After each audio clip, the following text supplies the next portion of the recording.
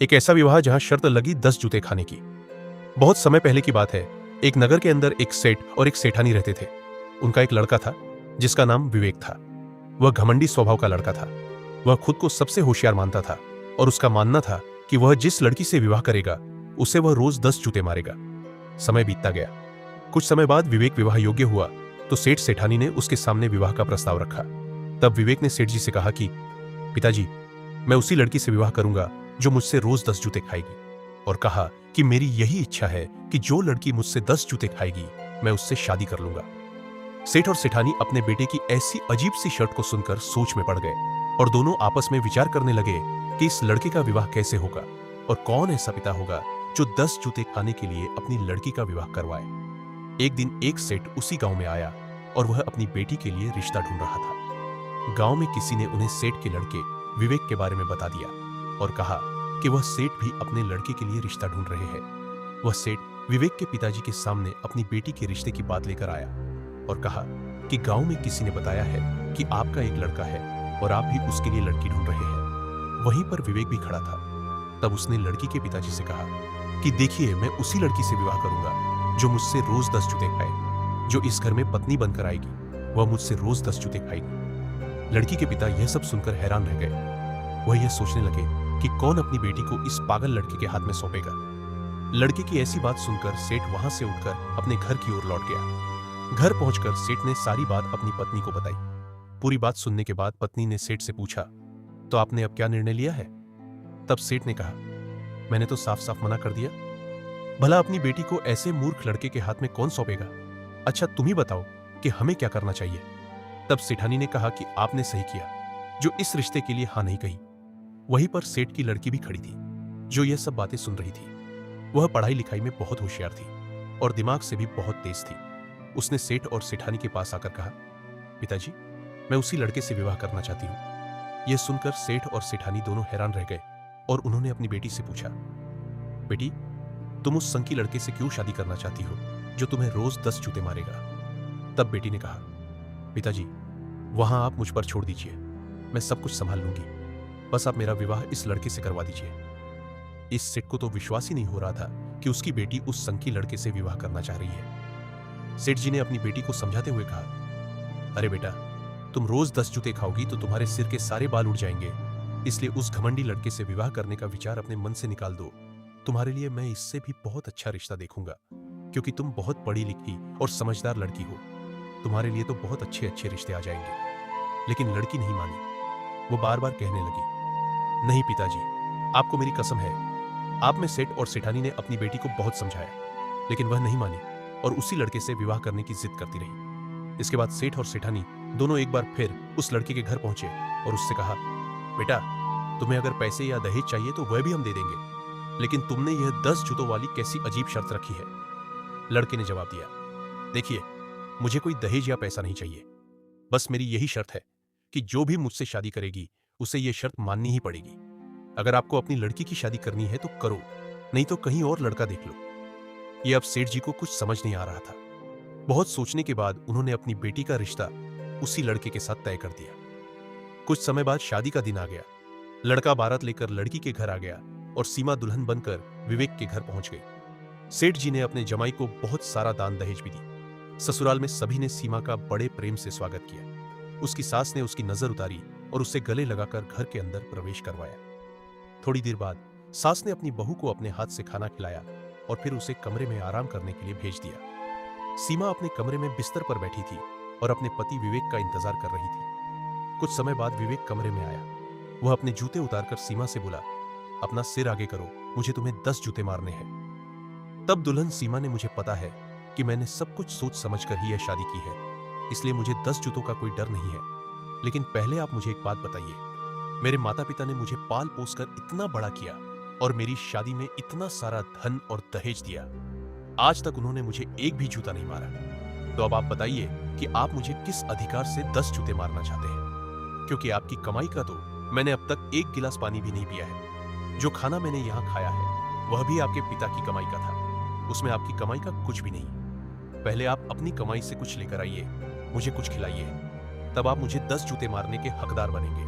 सीमा की बात सुनकर विवेक सोच में पड़ गया। और मन ही मन सोचने लगा कि यह बात तो एकदम सही कह रही है कि यह जो सब कुछ है ये तो मेरे पिता, मैंने तो अब तक 1 रुपया भी नहीं कमाया। विवेक को उसकी पत्नी की बात सुनकर अंदर से एक झटका सा लगा और वह तुरंत वहां से उठकर अपने माता पिता के पास पहुंचा और अपने माता पिता को सारी बात बताई। अपने बेटे की बात को सुनकर उसके पिता को अंदर से खुशी हुई, लेकिन वह खुशी को छुपाते हुए कहा कि बेटा, बहू बात बिल्कुल सही कह रही है। हालांकि हमारे पास इतना पैसा है कि हमारे साथ पीढ़ियां तक बैठकर पैसे खा लेगी, तब भी पैसे समाप्त नहीं होंगे। लेकिन बेटा, बात तो यही है ना कि इसमें तुम्हारी कमाई का 1 रुपया भी नहीं है। विवेक को यह बात दिल में छप गई और उसने अगले दिन से ही व्यापार करने के लिए सोच लिया। विवेक के पिताजी भी व्यापारी थे। वह जहाजों में सामान ले जाकर बेचने और खरीदने का काम करते थे। विवेक ने भी वही काम करने के लिए सोचा और अपने पिताजी से कहा कि पिताजी, आप मुझे एक जहाज दे दो और कुछ पैसे दे दो ताकि मैं भी व्यापार शुरू कर सकूं। मैं बहुत जल्द बहुत सारा धन कमाकर वापस आऊंगा। इतना बोलकर विवेक ने अपने पिताजी से व्यापार के बारे में सारी बातें पूछ ली और व्यापार करने के लिए घर से चलने लगा। जाते समय उसने अपनी पत्नी से कहा कि तुम देखना, मैं बहुत जल्द पैसे कमाकर वापस लौटूंगा और मेरे पैसों से तुम्हें खिलाऊंगा और पिलाऊंगा, और जितना समय मुझे पैसे कमाने में लगा उतने में तुम्हें जूते मारूंगा।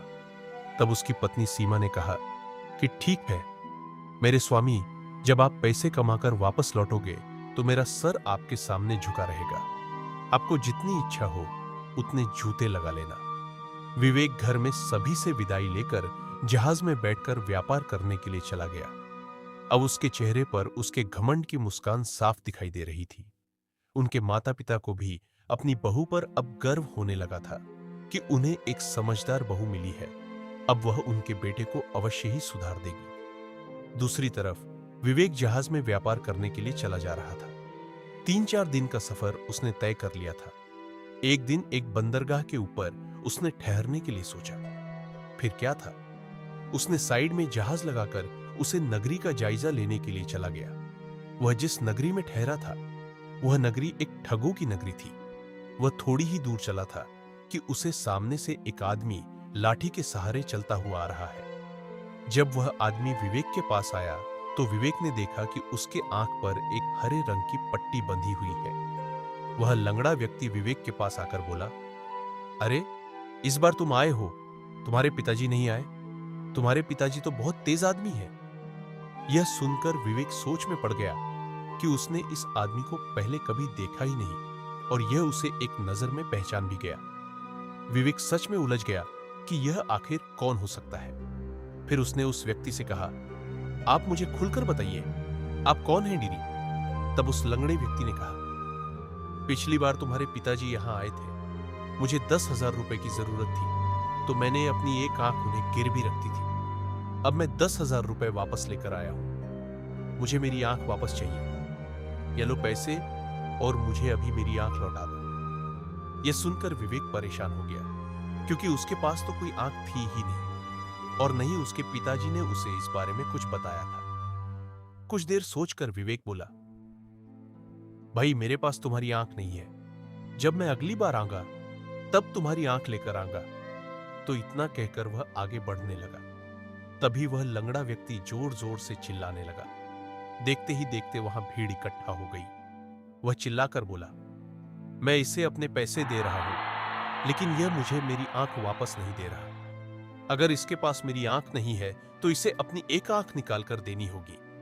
भीड़ ने विवेक को पकड़ लिया और उसे आंख देने के लिए दबाव डालने लगी। यह देखकर विवेक अंदर से घबरा गया।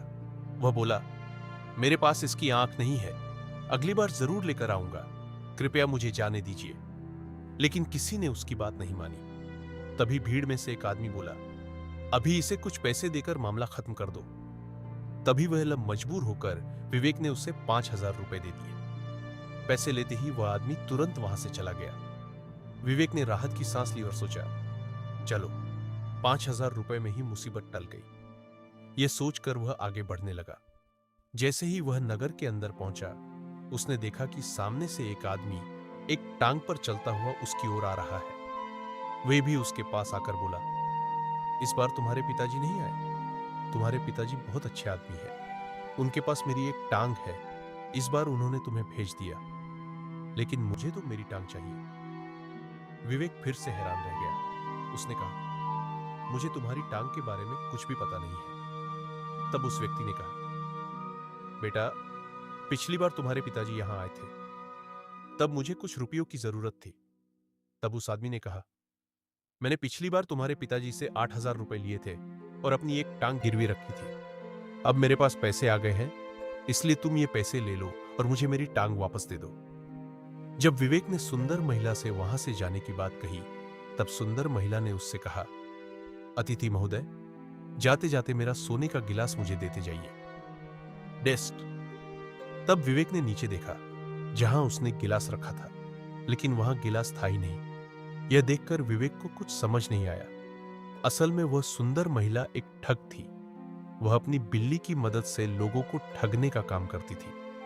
विवेक बार बार कहता रहा, मैंने गिलास यहीं पर रखा था, लेकिन वह सुंदर महिला कहती रही, तुमने मेरा गिलास चुरा लिया है और अपने किसी साथी के जरिए उसे अपने जहाज तक पहुंचा दिया है। दोनों की बात इतनी बढ़ गई कि वहां कुछ लोग इकट्ठा हो गए। भीड़ को देखकर सुंदर महिला ने फायदा उठाते हुए कहा, अगर तुम मुझे 100 सोने के सिक्के दे दो, तुम्हें इस बात को किसी से नहीं कहूंगी और तुम्हें यहां से जाने दूंगी। लेकिन विवेक अपनी बात पर अड़ा रहा। उसने कहा, मैंने तुम्हारा गिलास चुराया ही नहीं है, तो मैं तुम्हें 100 सोने के सिक्के क्यों दूं?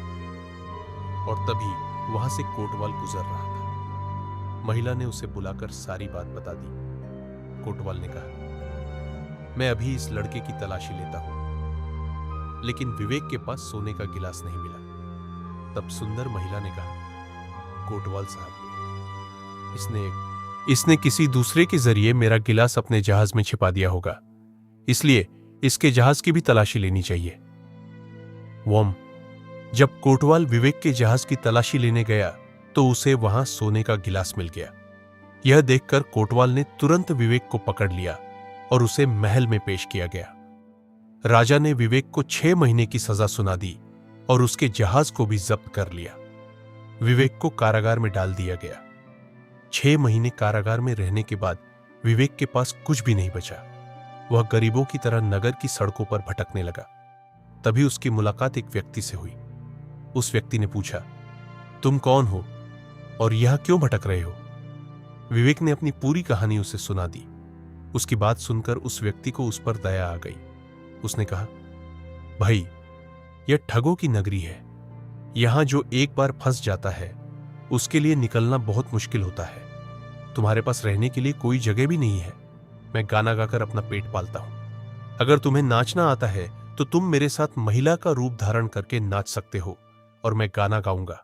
इस तरह हम दोनों मिलकर 2 वक्त की रोटी कमा लेंगे। नहीं तो यहां रहना बहुत कठिन हो जाएगा। अब विवेक के पास कोई और रास्ता नहीं था। उसने उस व्यक्ति की बात मान ली और उसके साथ महिला का रूप धारण करके नाचना शुरू कर दिया। इस तरह 8 महीने बीत गए। दूसरी तरफ महल के अंदर सीमा अपने पति विवेक का इंतजार कर रही थी। जब 8 महीने बीत गए और उसका पति घर नहीं लौटा, तो उसे चिंता होने लगी। उसने अपने सास ससुर से कहा, पिताजी, मेरे पति अभी तक घर नहीं लौटे हैं, इसलिए अब मैं उन्हें ढूंढने जाना चाहती हूं।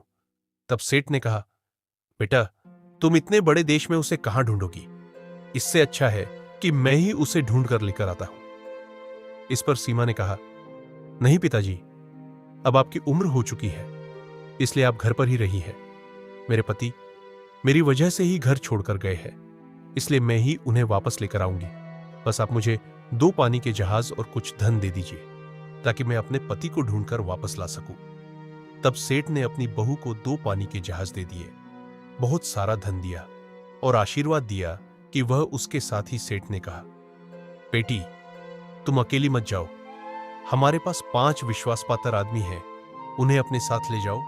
और एक कुत्ता भी है जो तुम्हारे एक इशारे पर अपनी जान तक देने को तैयार रहता है, उसे भी साथ ले जाओ। सीमा ने अपने ससुर जी की बात मान ली और उन 5 आदमियों तथा उस कुत्ते को साथ लेकर रवाना हो गई। 4 दिन तक सीमा जहाज में चलती रही और 5वें दिन जहाज एक ऐतिहासिक बंदरगाह पर जाकर रुका। सीमा वहां उतर गई और उन 5 आदमियों से कहा, हो सकता है मेरे पति इसी नगरी में हो, इसलिए मैं यही उन्हें ढूंढूंगी। तुम लोग यही जहाज पर ही रुको। सीमा अपने आदमियों से बात कर ही रही थी कि तभी वहां एक आंख वाला आदमी उसके पास आया और बोला, अरे बेटा, इस बार तुम आई हो। तुम्हारे पिताजी नहीं आए। तुम्हारे पिताजी बहुत अच्छे आदमी हैं। ये सुनकर सीमा ने पूछा, काका, आप क्या कह रहे हो? मुझे कुछ समझ नहीं आ रहा है। तब उसे एक आंख वाले आदमी ने कहा, बेटा, जब पिछली बार तुम्हारे पिताजी आए थे तब मुझे पैसों की जरूरत थी, इसलिए मैंने तुम्हारे पिताजी को 10,000 रुपए के बदले अपनी एक आंख गिरवी रखती थी। और फिर क्या हुआ? कहानी का अगला भाग देखने के लिए चैनल को सब्सक्राइब करें और कमेंट में पार्ट 2 जरूर लिखें।